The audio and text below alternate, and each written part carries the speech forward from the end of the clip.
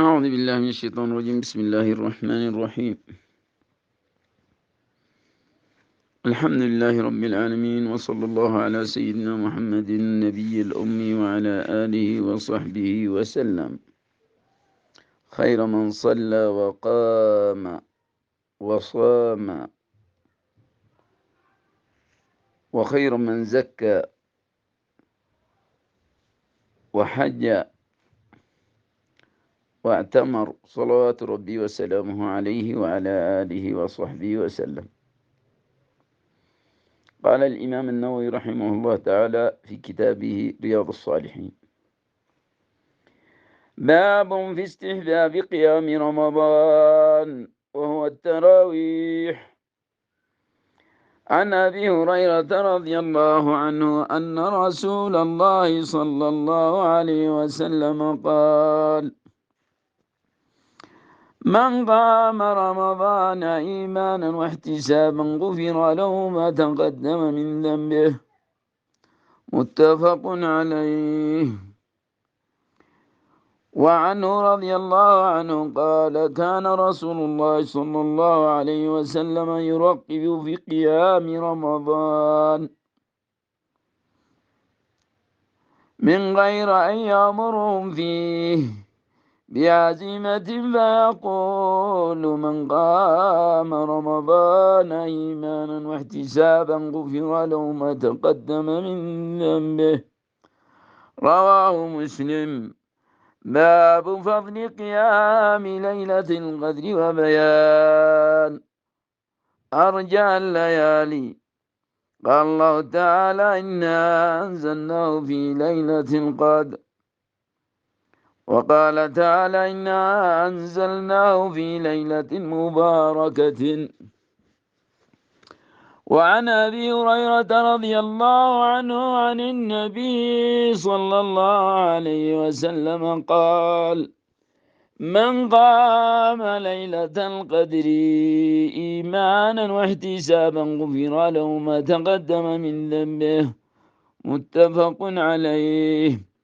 وعن ابن عمر رضي الله عنه أن رجالا من أصحاب النبي صلى الله عليه وسلم رأوا ليلة القدر في المنام في السبع الأواخر، فقال رسول الله صلى الله عليه وسلم: أرى رؤياكم قد تواطأت في السبع الأواخر، فمن كان متحريها فليتحرى في السبع الأواخر. متفق عليه. وعن عائشة رضي الله عنها قالت: كان رسول الله صلى الله عليه وسلم يجاور في العشر الأواخر من رمضان ويقول: تحروا ليلة القدر في العشر الأواخر،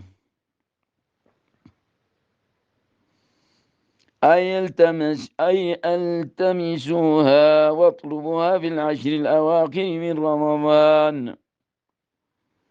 متفق عليه. وعنها رضي الله عنها أن رسول الله صلى الله عليه وسلم قال: تحروا ليلة القدر في الوتر من العشر الأواخر من رمضان. رواه البخاري. وعنها رضي الله عنها قالت: كان رسول الله صلى الله عليه وسلم إذا دخل العشر الأواخر من رمضان أحيا الليل وأيقظ أهله وجد وشد المئزار. متفق عليه. أي وشد المئزار أي جد واجتهد في عبادة الله، فهو كناية عن المسارعة إلى الطاعة والعبادة. وعنها رضي الله عنها قالت: كان رسول الله صلى الله عليه وسلم يجتهد في رمضان ما لا يجتهد في غيره، وفي العشر الأواخر منه ما لا يجتهد في غيره. رواه مسلم.